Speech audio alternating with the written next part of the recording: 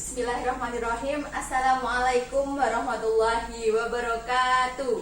Waalaikumsalam warahmatullahi wabarakatuh. Selamat pagi anak-anak. Selamat pagi, Bu. Oke, sebelum memulai pelajaran hari ini, marilah kita berdoa menurut agama dan kepercayaan masing-masing. Berdoa mulai.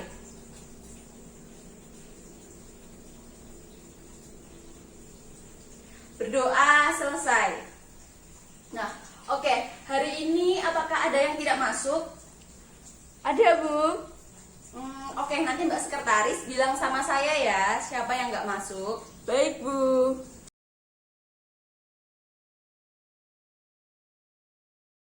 Oke, hari ini kita akan melanjutkan pembelajaran minggu lalu. Nah, hari ini yang kita bahas adalah tentang pencemaran dan konservasi perairan laut dan darat.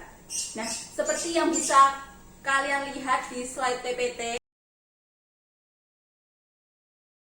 ada banyak sekali contoh pencemaran perairan laut dan darat. Nah, Ibu akan menjelaskan satu persatu. Oke, yang pertama adalah pembuangan limbah pabrik dan sampah plastik.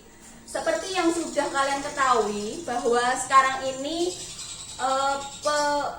pembuangan limbah pabrik itu langsung menuju ke laut tanpa adanya penyaringan. Hal ini dapat menyebabkan perairan laut itu menjadi tercemar anak-anak. Nah, tercemarnya bagaimana ya Bu ya pengaruhnya? Nah, ini sangat berpengaruh pada kehidupan laut karena limbah pabrik itu kan mengandung bahan kimia. Nah, bahan kimia tersebut jika termakan oleh hewan-hewan laut yang notabene dikonsumsi oleh manusia sendiri, terus pembuangan sampah plastik itu juga sangat berpengaruh ya anak-anak. Karena contohnya itu hewan penyu itu mengira sampah plastik itu sebagai makanannya. Karena apa?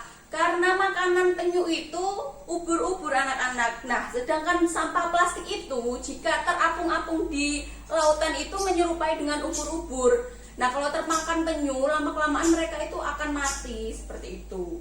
Nah, untuk yang kedua adalah perubahan tingkat keasaman laut. Nah, perubahan tingkat keasaman laut ini ditandai dengan penyerapan karbon dioksida yang begitu banyak ke laut, namun laut itu hanya menghasilkan sedikit oksigen. Yang ketiga adalah eutrofikasi.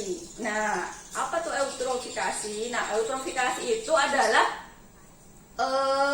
tumbuhnya banyak alga di lautan seperti itu. Oke, yang keempat adalah pembuangan sisa pertambangan dari minyak bumi. Nah, seperti yang kalian ketahui, pertambangan minyak bumi itu banyak dilakukan di lautan seperti itu. Yang kelima adalah penangkapan ikan dengan peledak. Nah, untuk hal ini sangat merugikan sekali anak-anak ya, karena penangkapan ikan dengan peledak itu selain merusak terumbu karang, ikan-ikan yang kecil yang belum saatnya untuk dipanen itu juga ikut tertangkap seperti itu. Jadi kayak kita mengurangi populasi ikan secara tidak langsung.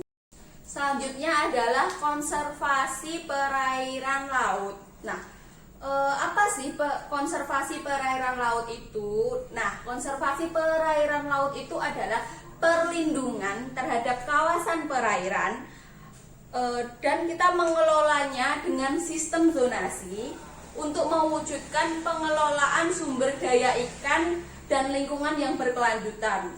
Di Indonesia sendiri, contoh konservasi perairan laut itu adalah konservasi perairan di kawasan Bunaken dan kawasan Wakatobi.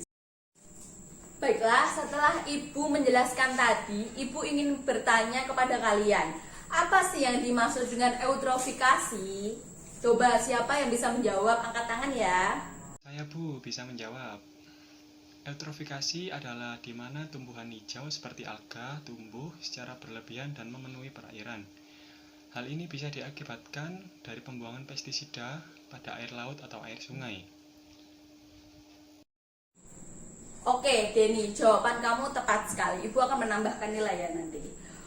Oke, sekarang anak-anak waktunya kalian untuk berdiskusi. Kalian berdiskusi sesuai kelompok kalian masing-masing. Kelompoknya itu ditentukan dari absen aja ya, dari absen 1 sampai 5 seperti itu. Untuk selanjutnya juga seperti itu. Nah, setelah kelompok terbentuk, ibu akan memberikan bahan diskusinya. Oke, kelompok sudah terbentuk ya. Oke, bahan diskusinya adalah mengapa pembuangan limbah hasil tambang minyak bumi itu berbahaya bagi kelangsungan hidup ekosistem yang ada di laut. Oke, silahkan berdiskusi. Ibu kasih waktu 15 menit ya untuk kalian berdiskusi. Gimana? Kelompok 3 ada kesulitan nggak? Ini Bu, kami tinggal menentukan efek yang terjadi pada kehidupan lautnya. Oke, gini, kita umpamakan aja di rumah itu ada air yang ketumpahan sama minyak. Apakah air sama tumpahan minyak itu dapat bercampur? Tidak Bu. Nah, seperti itu. Kalau air sama minyak nggak bisa kecampur, terus apa yang akan terjadi? Ikan-ikan akan mati Bu. Nah, seperti itu. Nah, anak-anak ini sudah 15 menit ya. Apakah kalian sudah selesai untuk berdiskusi? Sudah Bu. Oke, langsung aja. Kalian mempresentasikan hasil diskusi kalian ya, mulai dari kelompok 1. Menurut hasil diskusi kami, Bu, untuk pencemaran yang diakibatkan oleh pembuangan limbah minyak bumi itu dapat menyebabkan ekosistem yang ada di bawah laut menjadi terganggu. Kemudian untuk hewan-hewan yang ada di laut itu juga dapat mengalami keracunan karena adanya pencemaran dari limbah minyak bumi tersebut. Oke, bagus sekali presentasi dari kelompok 1 tadi ya. Langsung aja kita lanjutkan ke kelompok 2 ya anak-anak. Hasil diskusi kami menyatakan bahwa pembuangan limbah hasil tambang minyak bumi sangat merugikan ekosistem yang ada di laut. Karena minyak dapat mengganggu masuknya sinar matahari ke air laut dan membuat hewan atau tumbuhan laut tidak bisa hidup. Oke, presentasi dari kelompok 2 tadi juga sangat bagus ya. Langsung kita lanjutkan ke kelompok 3. Hasil diskusi dari kelompok 3 adalah ketika sisa minyak bumi ada di atas laut dapat membuat karbon dioksida yang digunakan sebagai bahan untuk fotosintesis tumbuhan akan terhalang, sehingga tumbuhan dan hewan laut bisa mati karena tidak bisa makan. Oke, presentasi dari kelompok 3 tadi juga sangat bagus. Anak-anak, presentasi dari kalian tadi sangat memuaskan sekali jawabannya. Ibu dapat menarik kesimpulan dari ketiga presentasi di atas adalah pembuangan limbah hasil tambang minyak bumi itu sangat berbahaya bagi ekosistem yang ada di laut. Karena apa? Bisa dibayangkan air dan minyak itu kan tidak bisa bercampur, sehingga minyak itu akan mengendap di atas air laut. Hal ini dapat menyebabkan yang namanya sinar matahari dan karbon dioksida yang digunakan sebagai bahan untuk berfotosintesis tumbuhan laut itu tidak bisa masuk secara normal atau secara baik seperti itu, sehingga menyebabkan tumbuhan yang ada di laut itu tidak bisa berfotosintesis dengan baik. Dampaknya adalah mereka akan mati dan diikuti oleh hewan-hewan laut lainnya. Oke anak-anak, pertemuan kita sampai di sini. Ibu harap materi hari ini dapat menambah wawasan kalian dan kalian dapat menerapkannya dalam kehidupan sehari-hari.